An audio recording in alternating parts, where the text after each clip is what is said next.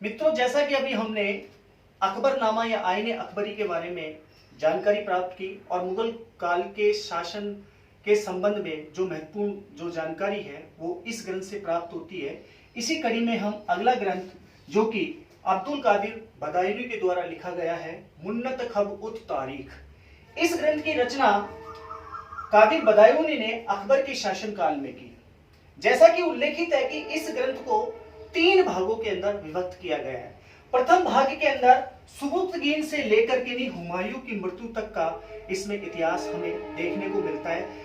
यहां हमें देखने वाली जो रोचक बात नजर आती है कि बदायूनी ने न केवल मुगल काल के बारे में लिखा, हुमायूं के बारे में लिखा या उसके पूर्वजों के बारे में लिखा, बल्कि गजनी प्रदेश की स्थिति के बारे में भी यहाँ बड़ा ही रोचक वर्णन यहाँ इस ग्रंथ के अंदर हमें देखने को मिलता है। दूसरी बात हम यहाँ बात करें कि इसका जो द्वितीय भाग है जिसमें अकबर के शासनकाल की अर्थात उसके 40 वर्ष जो उसके महत्वपूर्ण थे उनका उसके शासनकाल में जो घटनाएं हुई, खासकर 1556 से लेके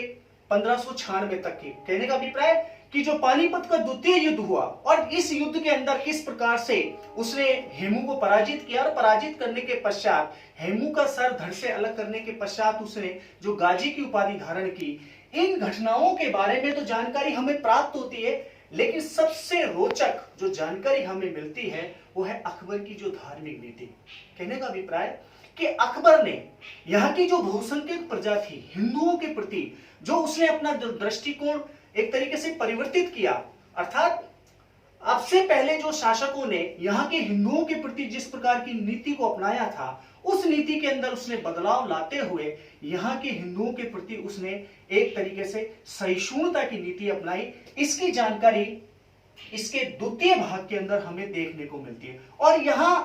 बदायूनी उसकी आलोचना करता है और 1578 में वो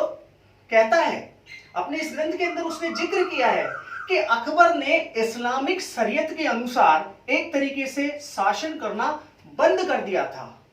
कहा जाता है कि अब्दुल कादिर बदायूनी अकबर का सबसे बड़ा आलोचक उस समय हुआ और उसने अकबर के द्वारा जो हिंदुओं के प्रति उदार दृष्टिकोण अपनाया था उस दृष्टिकोण की उसने जबरदस्त आलोचना यहां उसके द्वारा की गई है।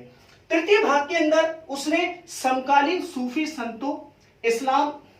से संबंधित जो विद्वान थे, जो कवि थे, हाकिम थे, उनके बारे में उसने अपने इस तृतीय भाग के अंदर वर्णन किया। कहा जाता है कि इस समय सूफियों के जो 12 प्रमुख सिलसिले थे उन सिलसिलों की उसने बाकायदा यहां जिक्र किया है और किस तरीके से